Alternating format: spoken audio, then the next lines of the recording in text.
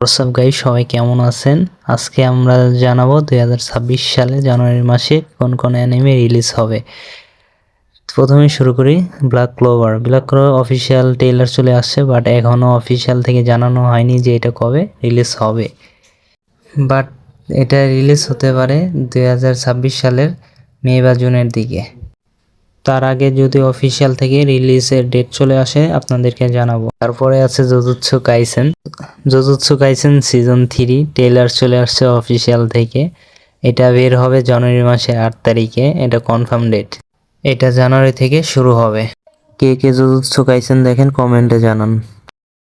তারপরে আছে মাই hero academia season 2। এটা অফিসিয়াল ট্রেলার চলে আসছে। এটা শুরু হয় 5 জানুয়ারি, এটা কনফার্ম ডেট। স্পিন অফ সিরিজের নতুন সিজন দেখা যাবে। তারপরে অ্যানিমে আছে ওশিনগো সিজন 3। এটা অফিসিয়াল ট্রেলার চলে আসছে, কনফার্ম ডেটও জানাই দিছে। এটা আসবে 14 জানুয়ারি থেকে। এটা শুরু হবে রুবির প্রতিশোধের গল্প নিয়ে। আজকে এ পর্যন্তই। আরও অ্যানিমে আপডেট পেলে আপনাদেরকে জানাবো। লাইক সাবস্ক্রাইব করে দিয়েন।